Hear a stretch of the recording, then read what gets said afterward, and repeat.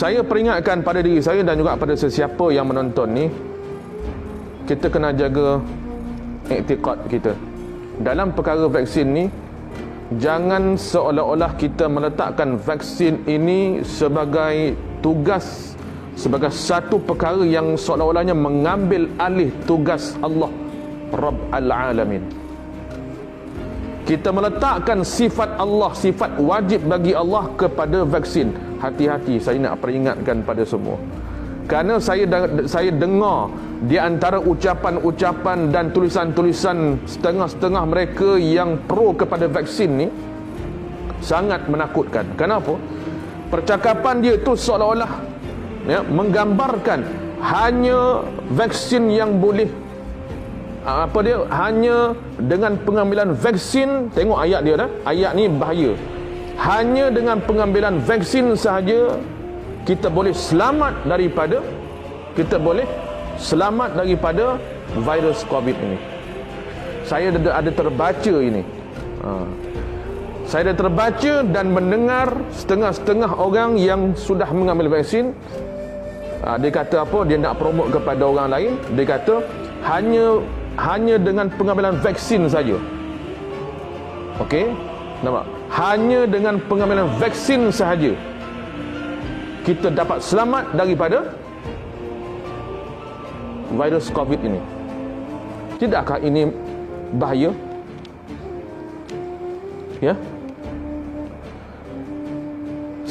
Dia kata saya tidak berniat macam itu. Saya tidak berniat macam itu. Tak, saya tidak berniat mengatakan Allah tetap berkuasa. Tapi ulama kata hati-hati dengan ucapan kita. Kerana boleh jadi batal syahadah kerana dengan ucapan. Kita sebut dah tadi, iktikad, perbuatan dan apa dia? Ucapan, kata-kata kita. Hati-hati. Jadi yang betulnya macam mana? Okey. Kita kongsikan apa dia kata-kata ini. Saya sebut begini. Vaksin ini adalah sebagai satu asbab. Dengar elok-elok, dengar model ni. Vaksin adalah sebagai satu ikhtiar, asbab, sebab untuk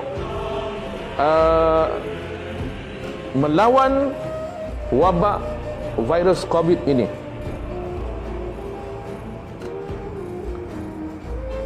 Dan ikhtiar ini, sebab ini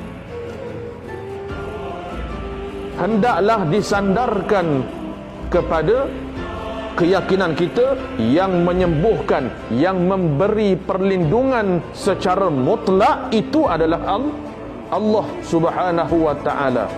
Kena iktikad begitu, kena jaga kata-kata seperti itu. Jangan sekali-kali kita mengambil sifat Tuhan lalu kita letak sebagai satu bentuk kata-kata. Jadi seumpama kita berkata hanya dengan pengambilan vaksin sahajalah kita dapat selamat, kita dapat lindung daripada wabak COVID ini. Saya peringatkan sekali lagi, tolong jangan sekali-kali kita menyebut perkataan yang sedemikian kerana amat bahaya pada akidah kita. Kerana tok-tok guru kita dalam kitab-kitab tauhid dia ajar kita begitu. Sebab itu ilmu tauhid sifat 20 ni siapa yang tak mahir ia, siapa yang tak belajar ia terdedah kepada apa? Hak yang Nabi cakap tu. Pagi-pagi dia seorang Muslim, petang kang dia jadi kafir. Begitulah roda kehidupan dia. Takut masa dia mati dalam keadaan Muslim tak apa, tapi takut-takut masa dia duk jadi kafir tu tiba-tiba Allah rentap nyawa dia, dia mati dalam keadaan kufur. Na'udzubillahi min zalik. Hak ni yang kita takut. Sebab tu tolong jaga lidah kita, tolong jaga percakapan kita. Jangan ambil sifat Tuhan. Jangan sekali-kali kita mengambil sifat Tuhan.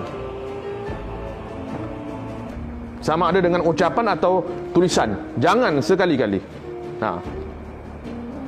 Sungguh pun kita kata bukan niat saya macam tu.